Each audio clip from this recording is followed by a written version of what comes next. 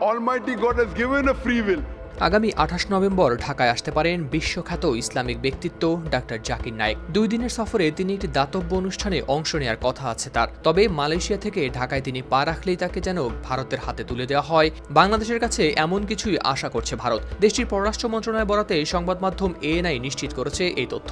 জাকির নায়েকের সম্ভাব্য এই ঢাকা সফর নিয়ে 30 অক্টোবর বৃহস্পতিবার ভারতের পররাষ্ট্র মন্ত্রণালয়ের মুখপাত্র রণধীর জয়সওয়ালের কাছে প্রশ্ন করেছিলেন এক সাংবাদিক। এর জবাবে জয়সওয়াল বলেন, তাদের প্রত্যাশা বাংলাদেশ জাকির নায়েককে গ্রেপ্তার করে তাদের হাতে তুলে দেবে।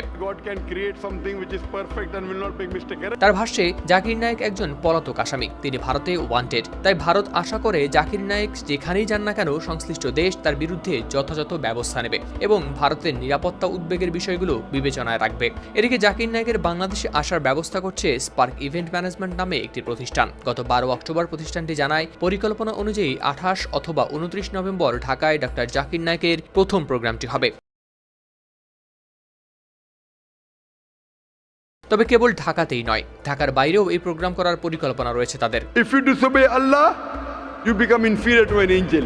ভারতের হিন্দুত্ববাদী বিজেপি সরকারের রোষানলে পরে 2016 সালে নিজ দেশ ছেড়ে মালয়েশিয়ায় পাড়ি জমান আলোচিত এই ইসলামিক স্কলার পরে সেখানে স্থায়ীভাবে বসবাসের অনুমতি পান। মোদী সরকার তার বিরুদ্ধে বিভিন্ন অভিযোগে মামলা দায়ের করে এবং বন্ধ করে দেয় তার নিয়ন্ত্রিত চ্যানেল পিস টিভির সম্প্রচার। ভারতের অনুসরণে বিগত আওয়ামী লীগ সরকারও জাকির নায়েকের উপর নিষেধাজ্ঞা দিয়েছিল।